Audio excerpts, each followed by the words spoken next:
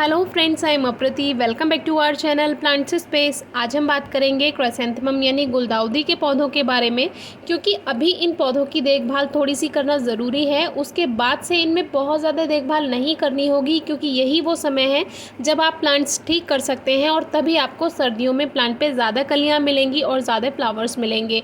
क्योंकि अभी लगभग अगस्त तक ही इसमें काम किया जाता है या सितंबर के फर्स्ट वीक तक आप काम कर सकते हैं इन पौधों में। उसके बाद इसमें कलियाँ बनने का टाइम शुरू हो जाता है और लगभग सितंबर लास्ट और अक्टूबर के फर्स्ट वीक से ही प्लांट में कलियां आने लगती हैं। तो फिर इसमें कुछ नहीं किया जा सकता। अगस्त तक इस प्लांट में आप पिंचिंग कर सकते हैं, या अगर आप नहीं कर पाए हैं तो फिर सितंबर के फर्स्ट वीक तक प्लांट में पिंचिंग ज़रूर कर लीजिए। वैसे तो जुलाई अगस्त का समय ऐसा होता है कि थोड़ी सी पिंचिंग करनी होती है जुलाई में। पिंचिंग का मतलब होता है जो ऊपर की टिप होती है उसको कट कर देना प्लांट से, तो उसमें डबल शूट आती हैं या कभी कभी उसमें ट्रिपल शूट भी आ जाती हैं, यानी 3 शूट आएंगी। और जितनी ज़्यादा शूट्स होंगी उतनी ज़्यादा ब्रांचेस बनेंगी और उतनी ही ज़्यादा ब्रांचेस पे कलियाँ आएंगी हर ब्रांच पे। तो इसीलिए पिंचिंग ज़रूरी है। तो अभी आपने नहीं भी की है पिंचिंग तो कोई बात नहीं, अभी आप कर सकते हैं, थोड़ा सा समय और है। और अभी हमने इतने ज़्यादा प्लांट्स हो गए हैं कि रोज़ का ही समय लगभग पिंचिंग में ही जाता है। तो इस तरह से हमें हल्का हल्का इनको टिप पर से कट कर देना होता है। स्टार्टिंग में हमने हाथों के नाखूनों से इनको पिंच किया था, लेकिन नाखूनों से ये ट्राई ना करें, उसमें आपको फिर प्रॉब्लम होगी। काफ़ी ज़्यादा पिंचिंग जब आपकी प्लांट की करते हैं तो फिर हाथों में दर्द होने लगता है, तो वो सही नहीं है। आप किसी कटर से या किसी सीज़र की हेल्प से, कैंची की सहायता से आप इनको कट कर सकते हैं। तो इस तरह से इनको कट करना होता है। अब जो सबसे ज़रूरी बात आपसे शेयर करनी है, जो इस तरह की ग्रोथ प्लांट में होती है, यानी कि आपने नोटिस किया होगा या नहीं भी किया है तो अब आप ज़रूर ध्यान रखिएगा, जो इस तरह की ग्रोथ प्लांट में होती हैं ये अक्सर 3 ब्रांच के बीच में होती ही है या 2 ब्रांच के साथ में आपको देखने के लिए मिल ही जाएगी।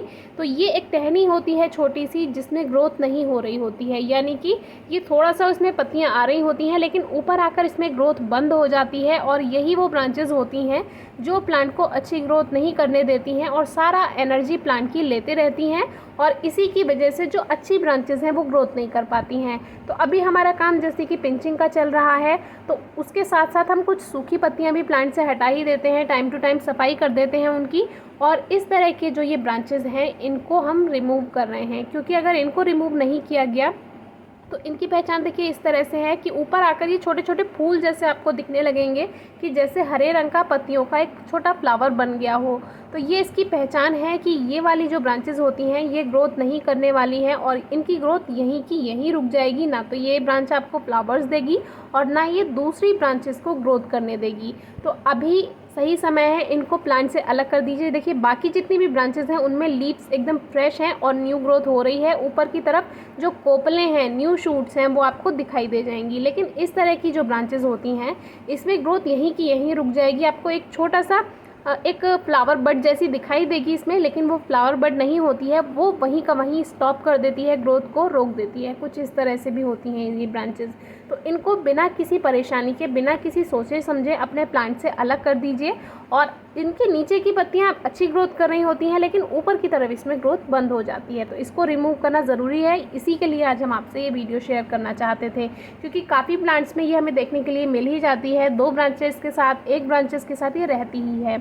बाकी अभी हम जो दूसरे प्लांट्स में जितने भी ये सूखी पत्तियां होती हैं, काफ़ी व्यूअर्स के कमेंट्स आते हैं कि हमारे पौधों में ब्राउन पत्तियां हो गई हैं, तो ऐसा क्यों हो रहा है। तो ये गुलदाउदी यानी क्राइसैंथेमम के साथ नेचुरल है।